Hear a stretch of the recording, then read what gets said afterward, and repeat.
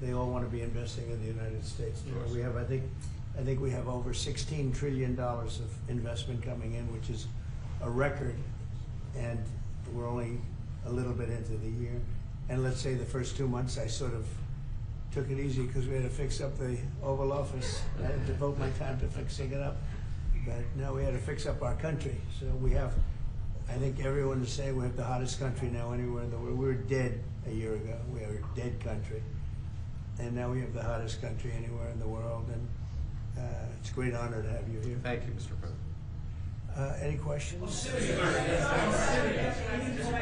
Developments in Syria at the moment. Well, I can comment. I think I'll ask Marco to say a few words on Syria. Yeah, it's complicated, obviously. These are historic, long-time rivalries between different groups in the south, west of Syria, Bedouins, the Druze community, and it led to an unfortunate situation and a misunderstanding, it looks like, between the Israeli side and the Syrian side. So we've been engaged with them all morning long and all night long with both sides, and we think we're on our way towards a real de-escalation and then hopefully get back on track in helping Syria build a country and arriving at a situation there in the Middle East is far more stable. So in the next few hours, we hope to see some real progress to end what you've been seeing over the last couple hours. Mr.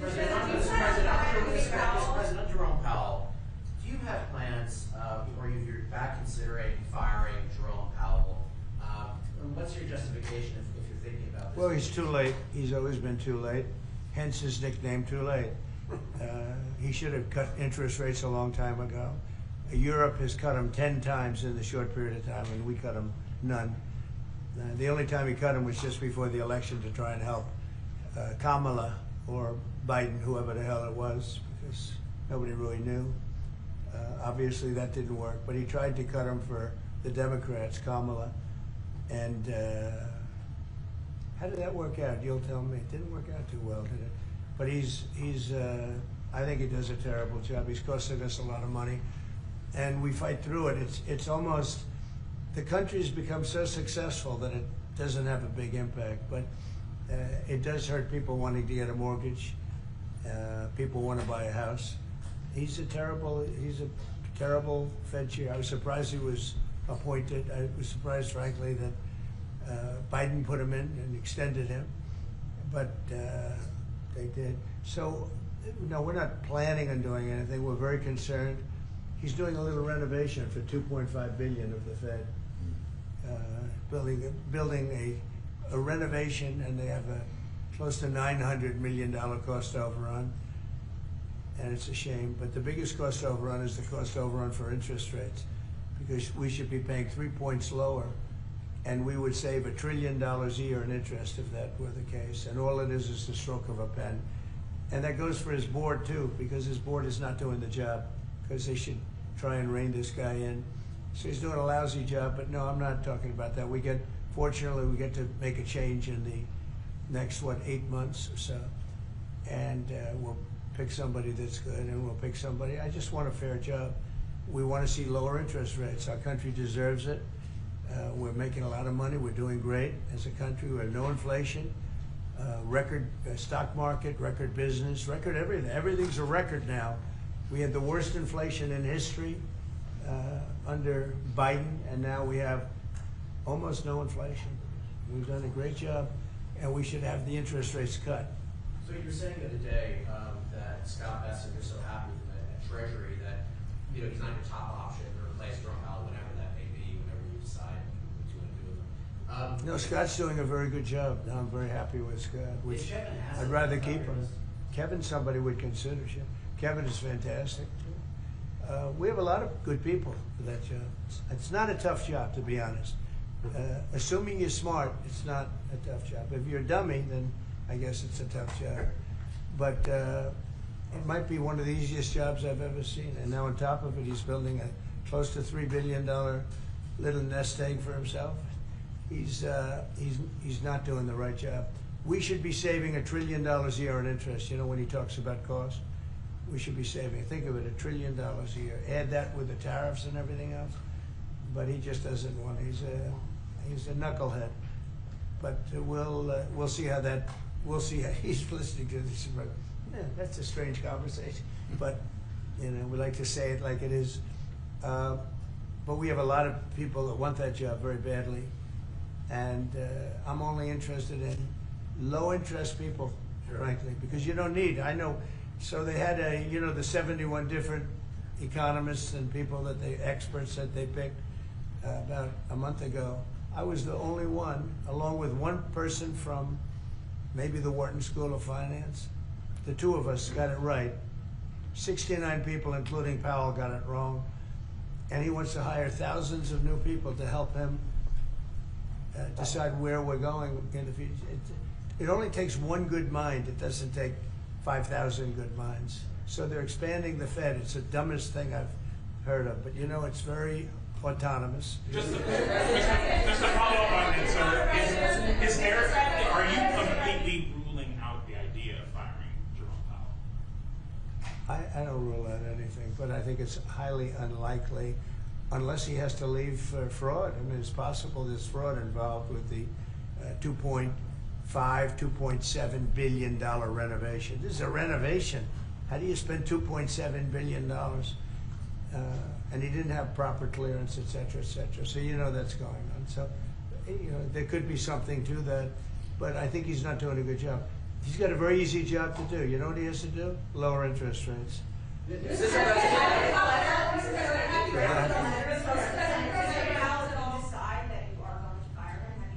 No, I haven't drafted a letter. So you didn't show a letter to Republican lawmakers last night? No, I talked about the concept of fire him. I said, what do you think? Almost every one of them said I should. But I'm more conservative than they are.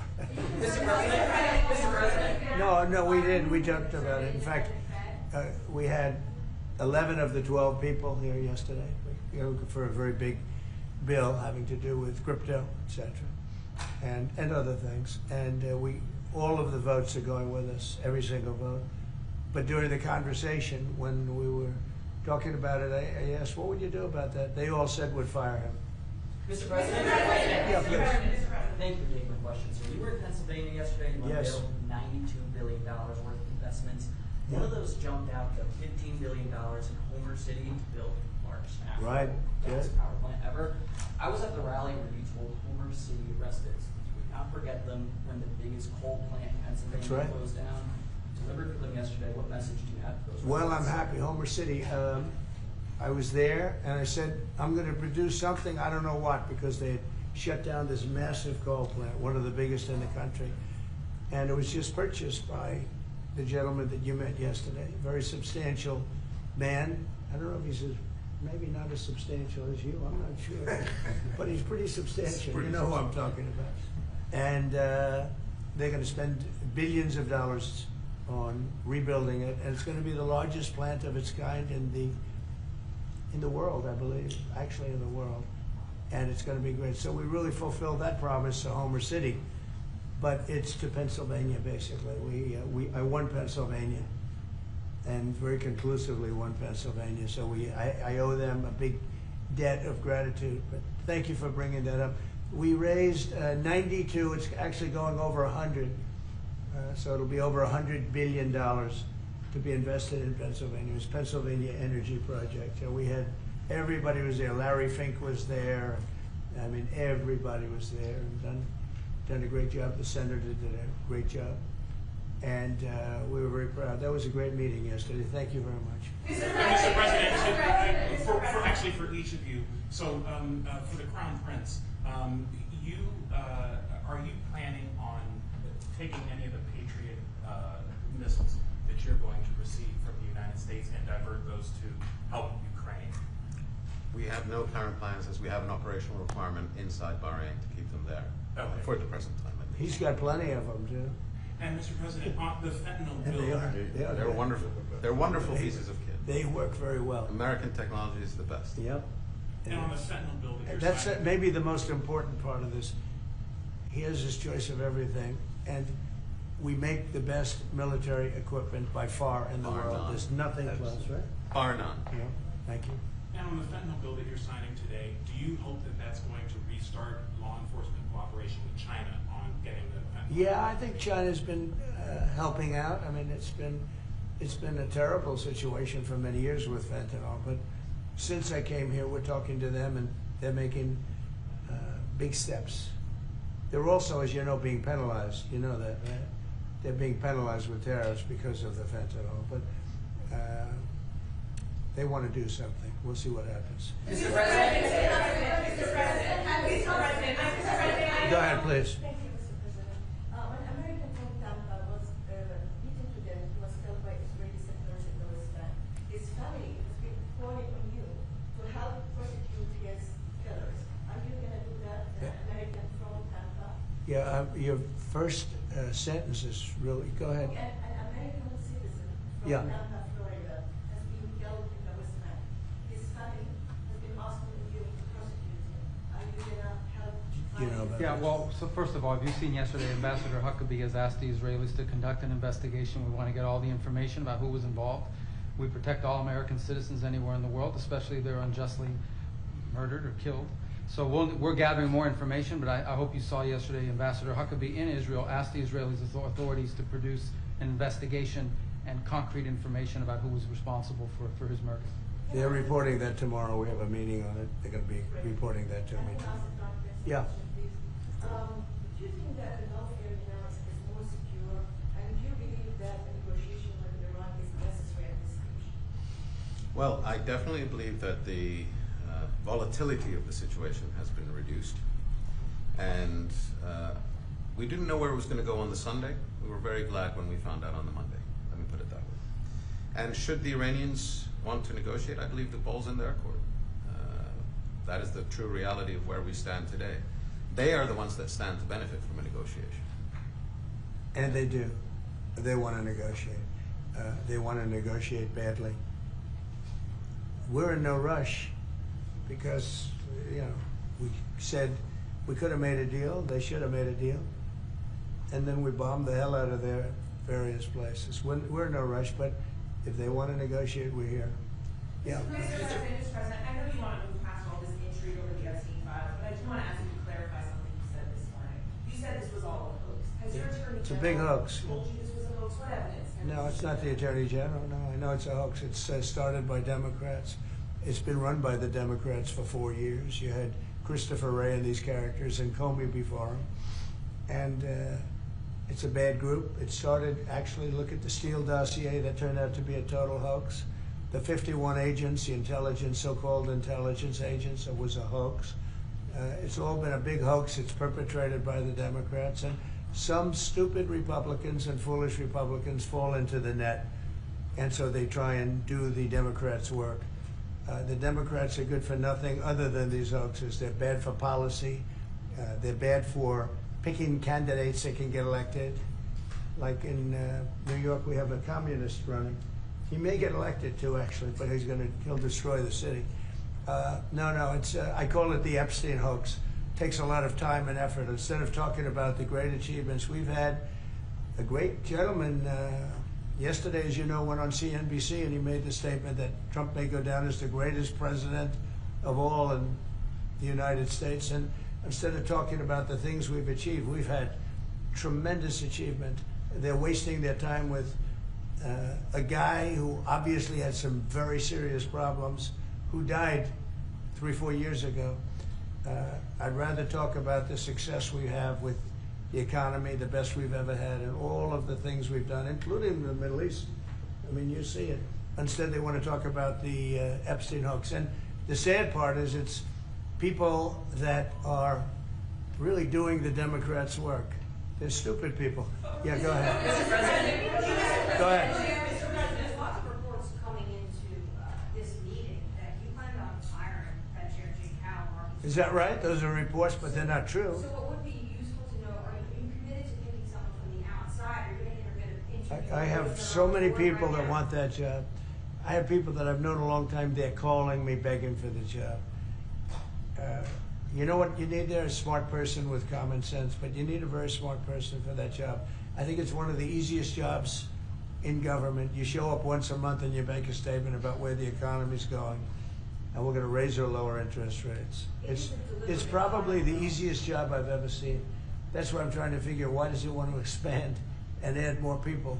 He's going to add more economists to tell him what to do. But the economists, I was right. All the economists were wrong.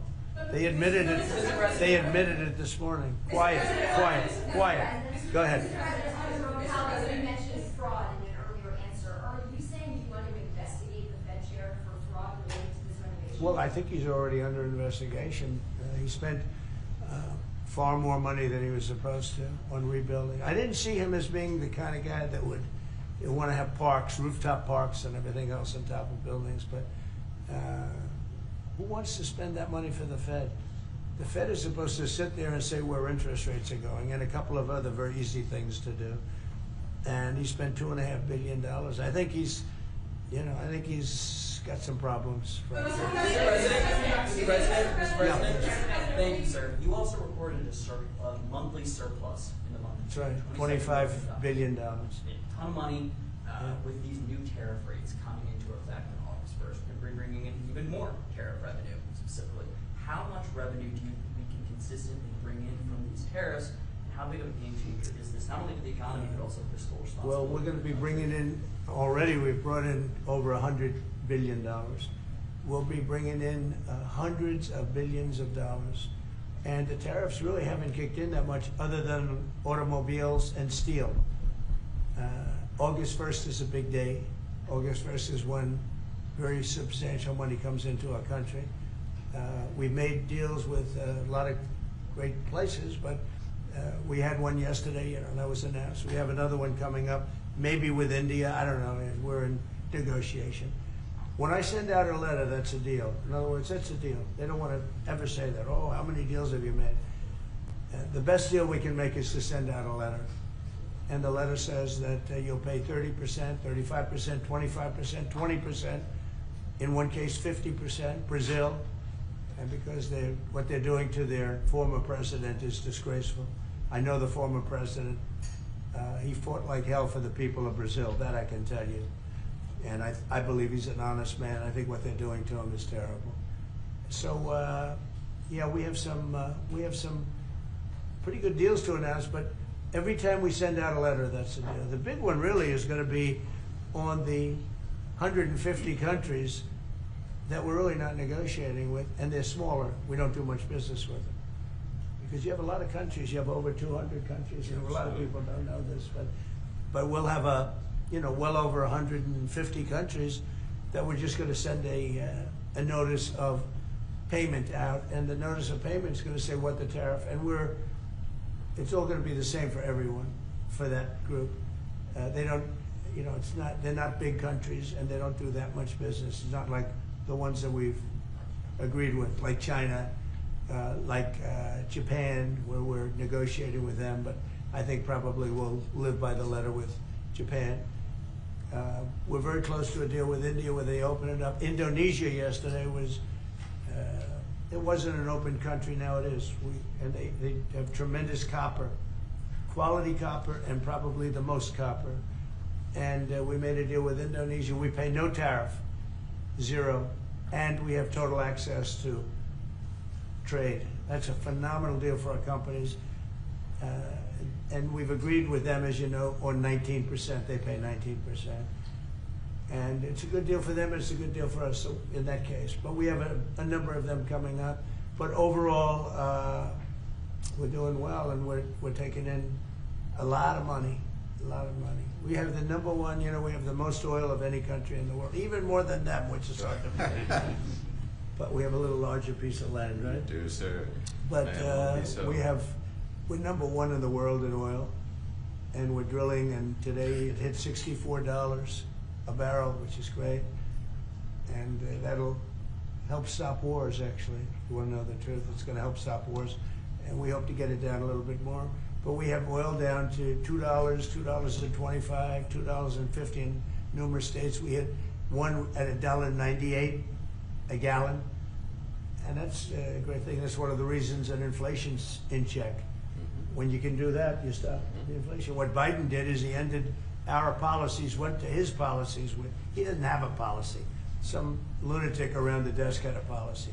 Whoever operated the auto pen had a policy, which is, by the way, I think the biggest scandal.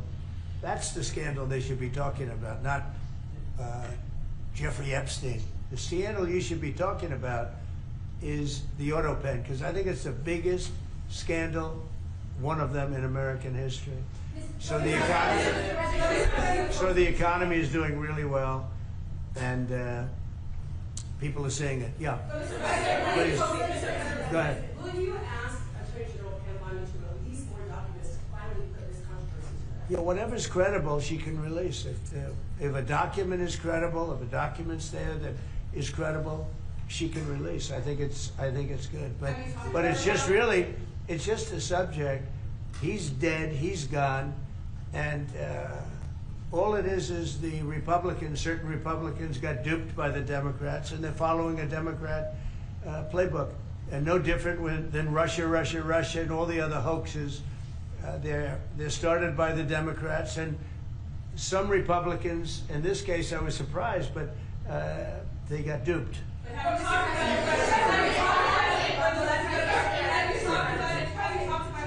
Go ahead.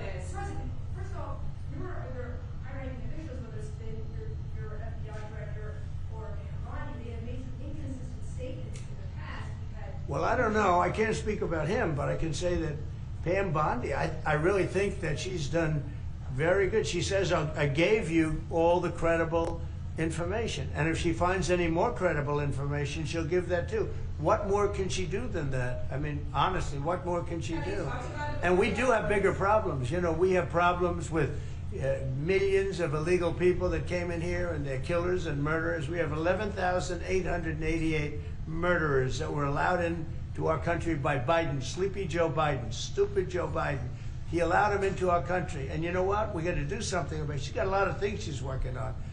And, you know, it's very sad that somebody can be waylaid, that just get waylaid, but I think she's doing a great job, personally. Go ahead. In your two sessions this morning, you mentioned past supporters when you were talking about the Epstein issue.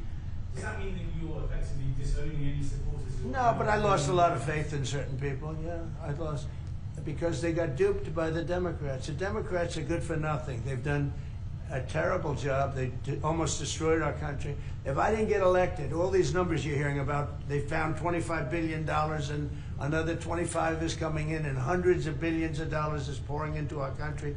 And we just got the biggest tax cut in history. We just got the biggest regulation cuts in history. There'll be no tax on tips. There'll be no tax on Social Security. There'll be no tax on overtime. There'll be no tax on so many other things. You're allowed to deduct your interest from a car payment. That's never happened before. You borrow interest, you borrow money to buy a car if the car is made in America. And by the way, factories are being built all over America, car factories, AI factories, but you get a deduction on your interest. Nobody ever thought of that before, never happened before. And you know, these are the things that they should be talking about. The big beautiful bill is one of the greatest pieces of legislation ever in this country, and the Democrats have nothing to combat it, so they say, oh, it's death, oh, that's good. And then they give it to the fake news, which is you and a few others, and the fake news talks about the bill is death. The bill is actually life. The bill is life, and it saves our country. This bill is incredible. Look at the results already. So we have $16 trillion being invested in our country. And this great gentleman and his family just came in with another billions of dollars. And if he didn't like the country, if he didn't like where we were going, he's very smart. He'd come, maybe he wouldn't even come. I think maybe he wouldn't even come. You'd save your time. But you know, it's one of those things. But if he didn't like where this country was, he wouldn't be investing billions of dollars in this country. But think of it, $16 trillion, more than has ever been even contemplated before, and we haven't even started yet. So that's what I want to talk about. I want to talk about the success. And the Democrats have nothing to show for what they do. They almost destroyed. They allowed 25 million people to come into our country, gang members, jailbirds, from all over the world, not South America, from all over the world. They allowed them to come into our country from mental institutions, insane asylums, just walk right through. They couldn't come into your country. They couldn't come into any country in the world except our country. And they came in from the worst places, gang members, drug dealers, They all came in. Turn it off, please. They all came in, and I'm doing something about it. We have it under check right now. We got rid of a lot of the murderers already. Some of them we put in our prisons because they're so bad we don't want to take a chance in putting them in a foreign prison, have them come back. But we've done a great job. Our country's in great shape. We literally have the hottest country anywhere in the world right now. And it's true what the king said, what a lot of people said. We were a dead country. 1 year ago, we were a dead country. We were laughed at all over the world. We had Afghanistan with that horrible embarrassment, most embarrassing moment in the history of our country. Look what happened with Russia and Ukraine. That should have never happened. Look what happened with Israel. That would have never happened. Hamas had no money. Iran had no money. There was no money to do an attack like that. All these things that happened that wouldn't have happened if you had good leadership. And that's what you should be talking about. Thank you very much, everybody. Thank you. Thank you very much.